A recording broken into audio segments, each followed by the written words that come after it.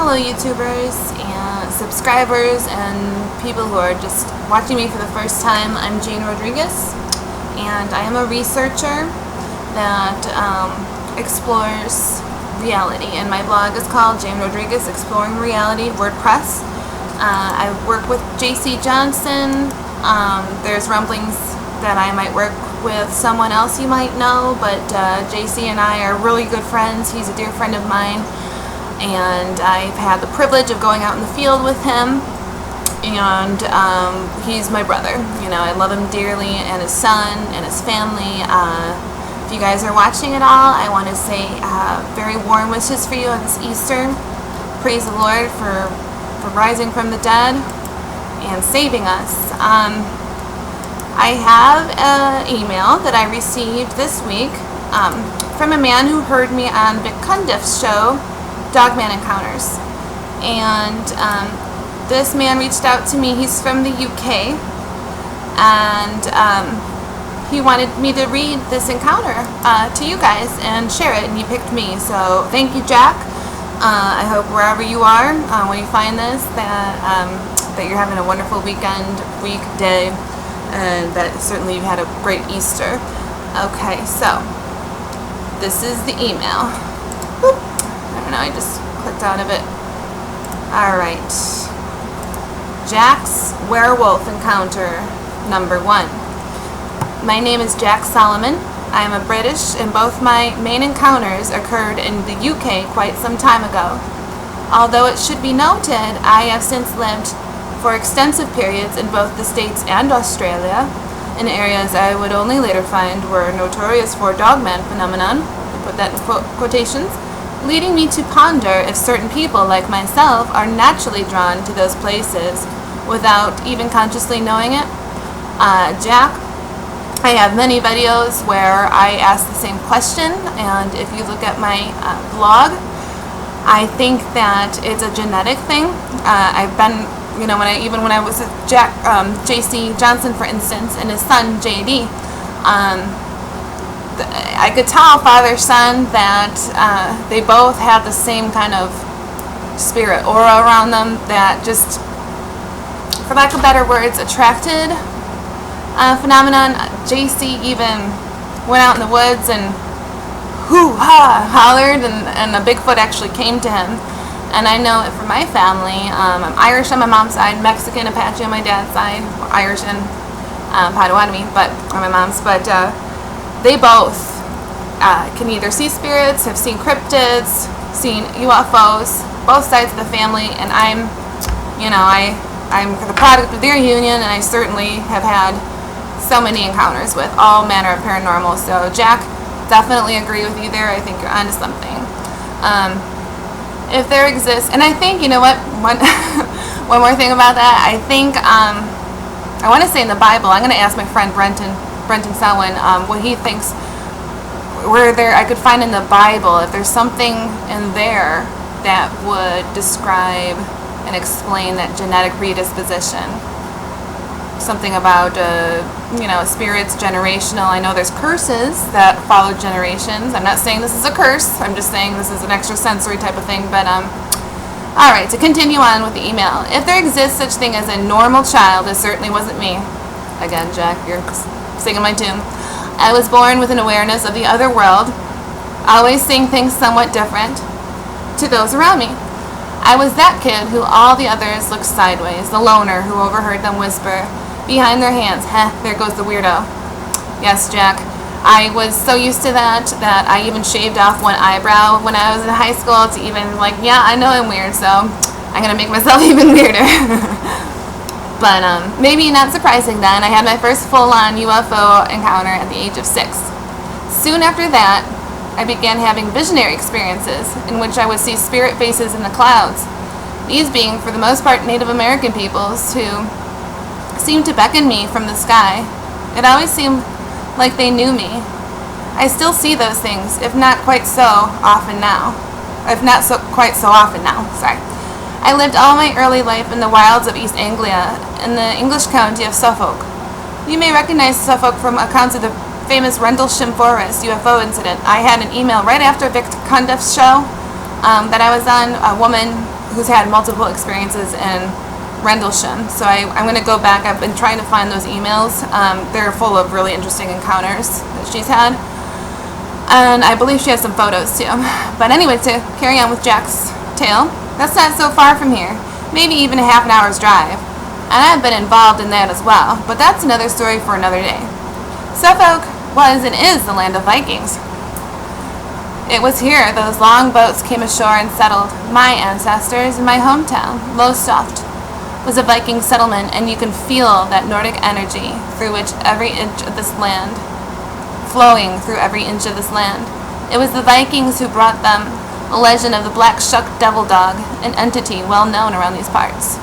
Suffolk is probably not so remote by American standards, but is pretty empty compared to those places in England and dominated by rivers, flat expanses of water we call broads, and huge expanses of open marshland covered in thick rolling mists. In summertime, especially at night, these mists often rise up off the rivers and cover the roads so thick and heavy you can hardly drive them, and if you do, it's a crawl. Add to that an endless number of agricultural drainage and tiny rivulets, and you have the perfect Dogman territory. I had only heard quite recently, as it scarcely exists in the UK, and I certainly hadn't heard it back in 1980. I'm sure there was, these things didn't spring up overnight. Jack, I'm sure you know about the legends of the kings who have actually hired the Dogmen as mercenaries. There is historical accounts of that, that there was an island that had a tribe of these Dogmen. I was a teenager then, a long-haired young English musician with a denim jacket and a guitar slung over his back, looking something that had taken a wrong turn at Woodstock a few years earlier. I still lived in Lowestoft then, the East Coast fishing port. It was late, well after midnight, the weather warm and still as we drew close to midsummer. Everywhere was closed, but a group of us were still standing around talking as teenagers do. A friend of mine seemed troubled. We'll call him John, but that's not his real name. I asked him what was wrong. He seemed quite reluctant to talk at first, but after a little coaxing, he eventually took me aside so the others couldn't hear. Then he told me he had some serious problems. I asked him what he meant, and he said that he had something with him. Something bad. Sounds like a demonic kind of molestation. I don't mean sexually, I just mean, molestar, the annoying, the bothering. Several times he broke off, and that was my interjection there, sorry. So going back to it, several times he broke off the conversation and tried to wander off, but seeing something was badly wrong, I grabbed his arm and told him he really needed to spit it out. Alright, I'll just click out of this, shoot. Okay, getting back to it. Why did I do that? Sorry guys. Okay, he needed to spit it out. He said there was a shadow following him around. He was getting thoughts coming into his head that he thought didn't seem to be his own. I asked if he meant a demon or such like, but he said it felt more like something was trying to contact him, and that his sense was more one of a very real and immediate physical danger. Again, another quick aside, I have a video, Jack, and viewers, of me describing what things that happened before I went up to Minnesota of 2016 to meet up with JC, where I had that whole 48 hours experience that I talked on Big Cundiff show, Dogman Encounters. I started thinking about this stuff a lot, and my daughter heard the Bigfoot chatter. She didn't even know about any of this, nothing. I didn't tell her anything about it. She heard it. I had some wood knocking right outside my window, hundreds of knocks, like all sorts of crazy stuff before I even went up there. And I really think it was because I was thinking about it a lot. So John said, getting back to it, he felt that it was something trying to contact him, and that his sense was more of one of a very real and immediate physical danger.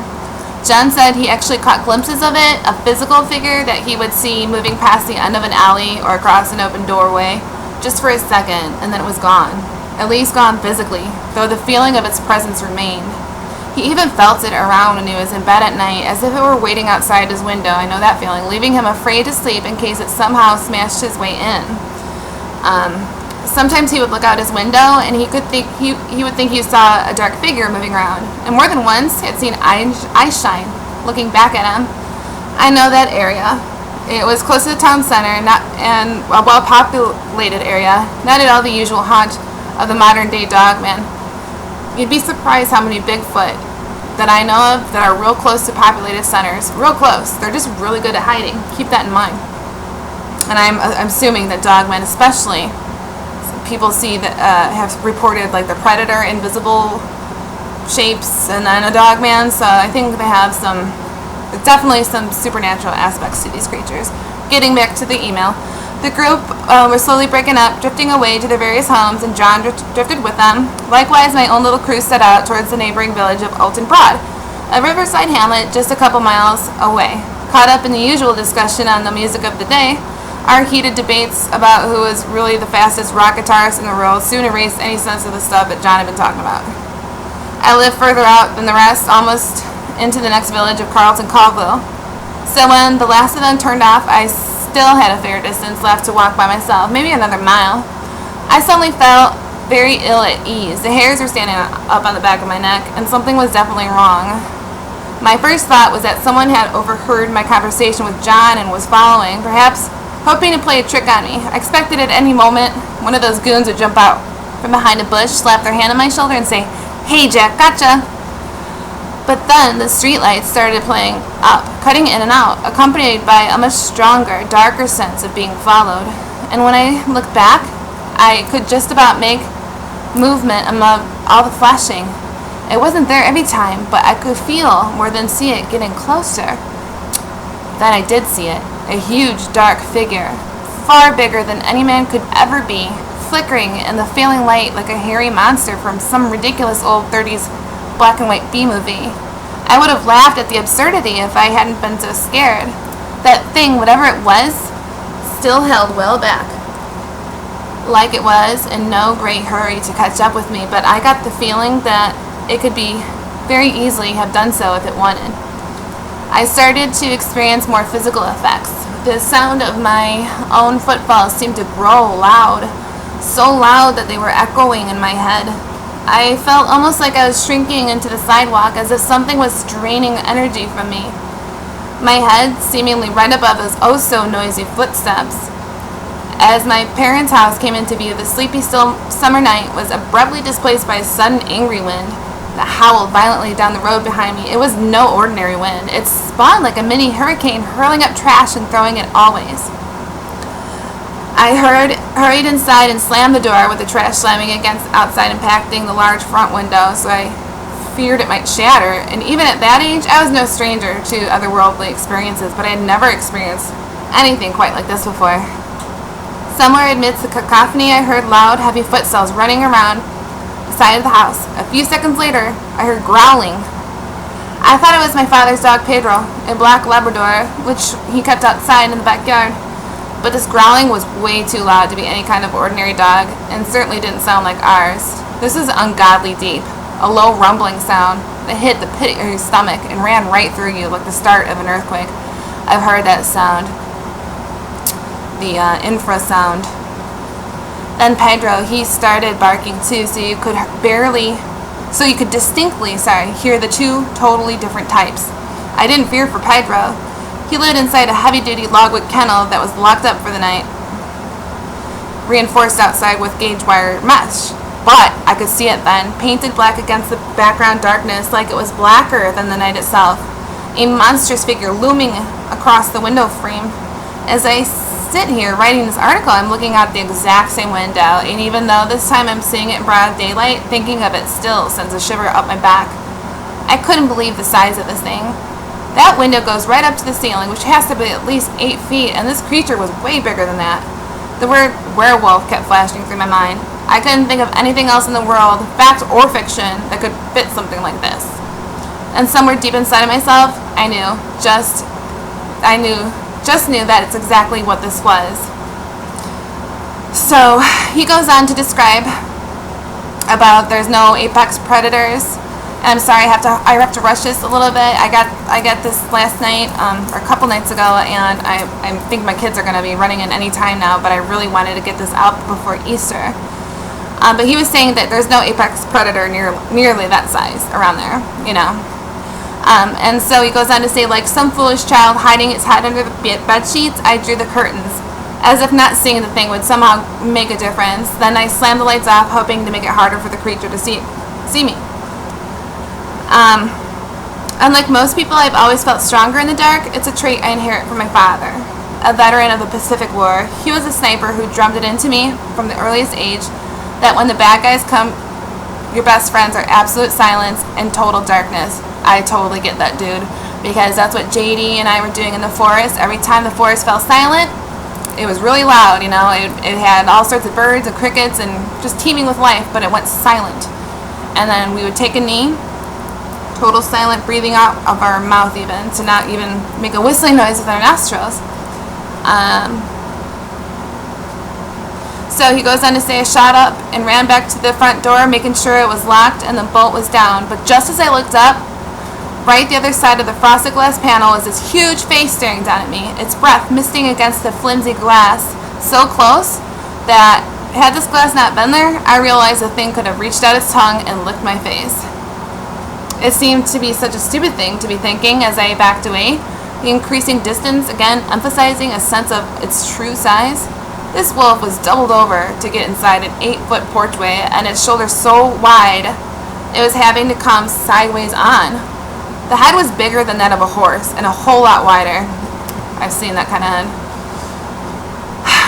The thing was pushing against the door, shaking the doorknob as if it knew how to turn it, and never once did I feel like I was in the presence of any kind of animal, but rather I was being hunted by an intelligent being of some kind. The knob turned again, so hard I thought it was going to break. The old wooden door shook on its hinges. I backed up towards the stairwell, and right above me there was the gun rack. Yes, there are English people who own guns, my father and myself included. And back in those days, it was still legal to keep them on a rack instead of in sealed gun cabinets as the law demands now. Good for you guys, that's awesome. I pulled down my own weapon, the Spanish-built side-by-side hammerless that I received as a birthday gift the day I hit 17. I became legally old enough to hold a license. I loaded up a couple of Eli No. 4s, the heaviest gauge I had in the belt, and leveled up on the door. That wind was blowing up a storm. Trash was still hitting the window. Streetlights flashing before that thing was pushing so hard like it meant to break through at any second. And of course, I didn't have any silver bullets. Who does? I heard copper works the best. Yet I kept wondering if it would really have made any difference if I had. Most likely, I tend to think that unless you know for sure it's going to blow its head off or put a huge hole in its face, you're just going to end up making the thing mad, and then it's going to really want to rip you apart. That's just my 2 cents, but what I did have would blow the head off. Okay, there you go. But what I did have would blow the head off any man at the range, so I backed up as far as I could, leveled both barrels on the door, and waited. There was no shred of doubt in my mind that I would have fired. In those long moments that seemed to go on forever, I felt my mood change. I was becoming angry, territorial perhaps, more like the beast itself. Who the hell did he think he was, coming at me like this, here on my own land? I had done nothing to provoke him, and had always been very respectful of other life forms. My blood was up, and I was no longer willing to wait for that door to come down. If that thing wanted so much as to touch the doorknob again, I got up, went to the door, pushed both barrels against the glass, and flicked off the safety. The creature sensed this change in me, and I felt it as clearly as I have felt anything in my life. He knew. The split second my mind switched from victim to aggressor, the spell was broken. Awesome. I saw him back away from the door. I heard him move off and out back again. It was open country out there, an easy route straight through to those same misty marshlands and the river beyond. The wind dropped, and he was gone, totally gone. The streetlights returned to full function. Pedro stopped barking, and a sense of peace returned to the area.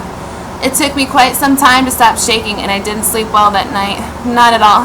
But for me, that's not unusual. I've never slept well, and I sleep a whole lot worse ever since that happened. I only ever told a couple people about that night, a former partner and a friend of hers who happened to be there when the subject came up, so for some reason I never felt I wanted to talk about it, as if doing so would somehow conjure the damn thing back again. It was gone, and I wanted it to stay gone, but it wasn't over yet.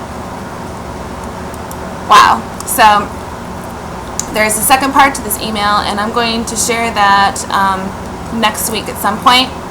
And Jack, I hope you don't mind that I stopped and added my own interjections. I read the email like you wrote it, And I just wanted to say you have a very nice style writing, very descriptive and well written. And thank you again, Jack, for sharing your story. I'm going to definitely read the second part of that email ASAP. That's all I have for today. Stay tuned for part 2 of Jack's amazing UK encounter with a real live Dogman. Happy Easter. God bless.